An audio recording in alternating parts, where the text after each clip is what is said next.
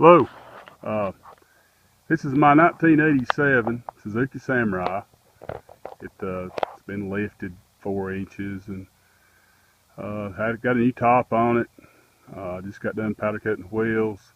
Built a bumper put on it. Put a 1.9 Volkswagen TDI in it. Bought a manual pump. Ordered the kit and everything from Acme adapters out there from Jeff Kerr. And that's the only way to do it if you decide to do this. Ended up with a bad motor, long story short. Jump time, destroyed the heads. Wasn't really satisfied with it anyway. So here we are, 1st of April, doing it again. And my son, he said, "Dad, won't you make a video of it and put it on YouTube?" He'll put it on YouTube. I'm not really savvy on it. There's a bumper I built. Intercooler sticking out there from the other one. Just a basic little Samurai, nothing fancy, no real fancy paint job or anything like that. But these things are fun to ride in, and with a diesel motor in them, I mean, they're absolutely a joy, I tell you. Not to mention it blows everybody's mind when you go running down the road in the Samurai. But anyhow, you see the engine compartment is, well, ain't nothing in there, nothing but the ground. But, so anyhow, I pulled the other 1.9 like I was telling you out and tried to rebuild it a little bit, but like I said, the head was destroyed, shoved the valves all the way through the lifters. Wasn't much left of it, so I'll show you a little bit more of the Samurai. There's them powder coated wheels. That's a silver vein. You can get it from Prismatic Powders out in Oregon. Only powder I like to shoot is Prismatic. A little back shot of it. It's finally getting springtime here in North Carolina, so time to get out and work on everything. But there it is. Like I said, it ain't running about a month and a half. Show you a little bit of shot of the inside. Build a roll cage and put on the inside instead of outside. You know, different strokes for different folks. My son found a set of wheels that he liked, but I didn't like them too well. Stayed with the Kragers, but a buddy of mine found me these Razor seats. If you're thinking about putting seats in your Samurai, the Razors fit great. Needless to say, they ride great. They're real easy to install. See the floor pan, transmission, everything's out. A bit better view of the inside. This is what they call a tower. It has 130,072 miles, but it's towed behind an RV, so all those are road miles pretty much.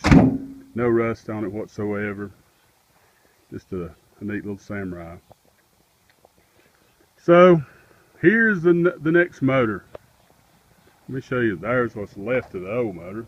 The block anyway. Here's the next motor I just purchased. I found a company up in Canada called Canada Catalyst, and you can find them on YouTube. If you call up there, ask for Andrew, real nice guy. Call and talk to him for about 30 minutes, and ended up to being more conversations. And he found me this 1.9 Volkswagen Turbo AAZ. Now you got to get AAZ. People try to sell you the TDIs, try to sell you the ALHs. Don't listen to them, because all of them require electronics. Now, you know, if you're younger than me and you have all those skills, you know, have at it. I don't like computers. I don't want computers in my vehicle, so I stuck with this standard. And what I mean by standard, for y'all folks that don't understand, right here is the wires that you have to operate this. If you can see my hand right here. This wire right here goes to your fuel solenoid. You have a secondary one right here. You see that one. And 2 glow plug wires. And that's all it requires to make this motor run.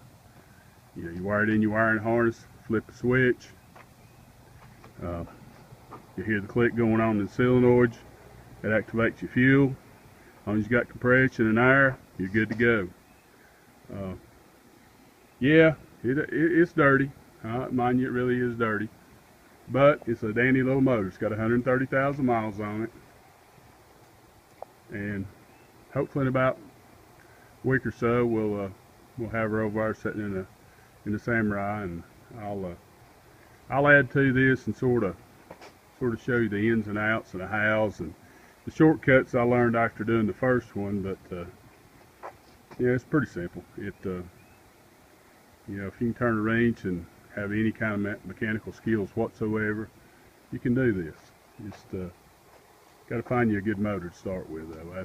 That's the main thing. So, like I said, 1.9 turbo diesel, not a TDI, turbo only, and we'll go from there. I'm gonna get back to stripping this motor and start putting everything on it, and we'll go from there. I'll pick it up here in probably tomorrow. Have a good one.